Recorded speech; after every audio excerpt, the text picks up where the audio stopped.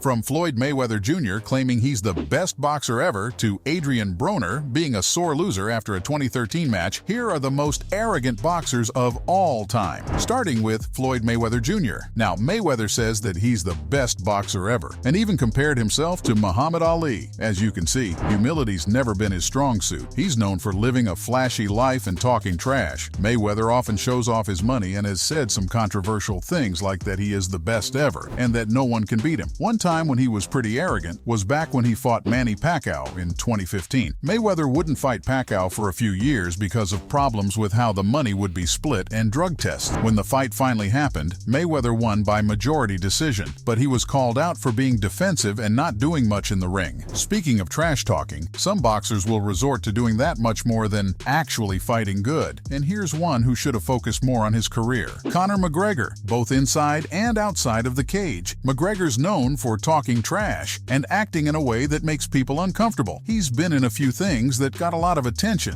like throwing a dolly through the window of a bus and punching an old man in a pub. Seriously, he threw a steel dolly through the window of a bus holding the fighter he was after. In case you were wondering, it was lightweight champion Khabib Nurmagomedov, as well as other fighters and UFC staff. One time he was way too cocky was when he fought Floyd Mayweather Jr. in a boxing match in 2017. He'd never boxed professionally before, but he was sure of his skills. McGregor was at his best both in the cage and in the ring when he had his opponent cornered in the middle of the stage and was in control. Even though he had some good tools to use when his opponents didn't follow that plan, he wasn't nearly as good. That's why in the 10th round, he was easily knocked out by a TKO. Put his hands up and came down low, put his forehead on the chest and start getting to work, and I wasn't prepared for it. I didn't anticipate that, you know what I mean? I had him like that the whole camp, or even like that at a distance.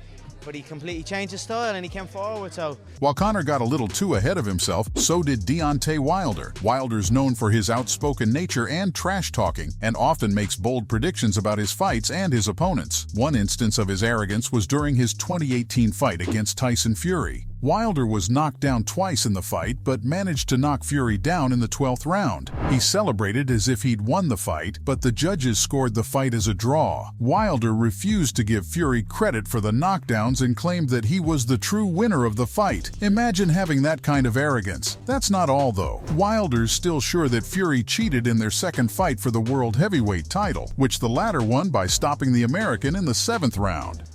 Whether it's going to be in Saudi Arabia or back here in the UK, it's both places will be fantastic. Let's give the fans one champion, one name, one face. These claims have no basis. In fact, he seems to think that Fury changed his hands before the fight. The things he believes are just straight up crazy. He's also said that his water was tampered with, that his coach gave up too soon, and that his walkout outfit was too heavy. Now, apart from Wilder, Fury's had his fair share of problematic comments too. He's got a colorful personality and often does things outside of the ring that gets him in trouble. Fury's said hurtful things about his opponents and their families too, by the way. This one time he was too arrogant was when he fought Klitschko in 2015. But what everyone remembers is that he called Vladimir Klitschko a devil worshipper. Fury won by unanimous decision, but he was slammed for being too defensive and not doing much in the ring. In the first few rounds, Fury spent more time teasing Klitschko than fighting him, but the champion didn't do much to put pressure on his taller opponent. Klitschko's jab didn't do anything at first, and he didn't get many chances to throw his right because Fury kept moving away from him. After the fight, Fury even sang a song about how he won and said that he was the best heavyweight of all time. Either Fury is gonna win on points or he's gonna get knocked out.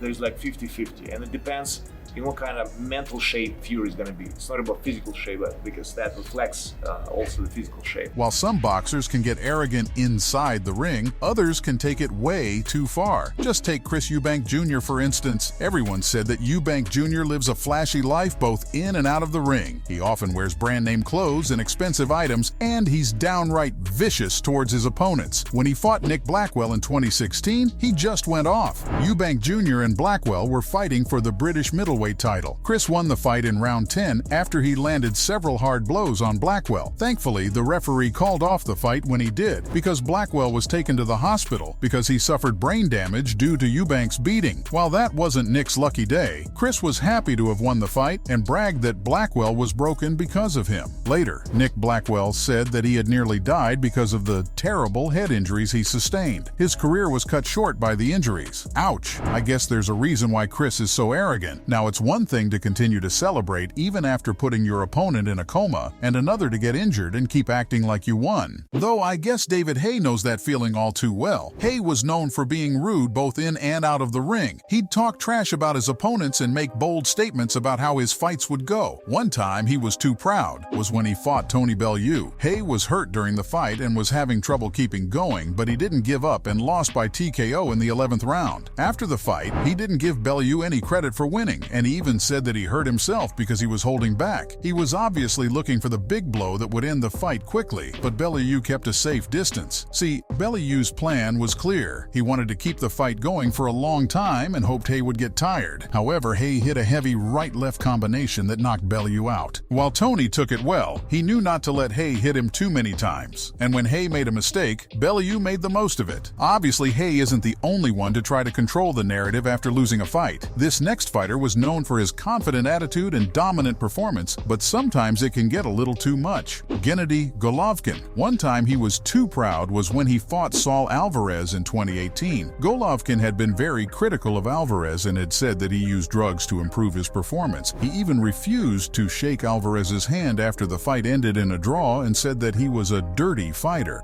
He's waiting and he's pills just for what? This is not my point. I know I'm never use medicals. I like clean sport. Golovkin claimed that the fight was only getting attention because of him, and that there's nothing special about Canelo. Yikes. Talk about getting ahead of yourself even after not winning. However, he's not the only one who got arrogant with his trash talk even after being knocked down. Adrian Broner. Broner's known for his brash behavior and controversial antics both inside and outside of the ring. He's been criticized for his trash talking and arrogant attitude towards opponents, referees, and even fans. One instance of his arrogance was during his 2013 fight against Marcos Maidana. During most of the 36-minute fight, Maidana threw left hooks, overhand rights, and the odd sneaky jab. Broner had no answers and lost a close but entertaining fight. He left the ring in shame as booze and cheap beer rained down on him as the result was announced. Broner had been knocked down twice and eventually lost by unanimous decision, but he refused to accept the loss and claimed that he had won the fight. He also made derogatory comments towards Maidana and his trainer during the post-fight interview, which caused backlash from fans and critics. Broner's also faced legal troubles outside of the ring, including assault charges and DUI arrests, so I hope that sort of humbles him and tones down his pride. Having said that, that's all for the most arrogant boxers of all time.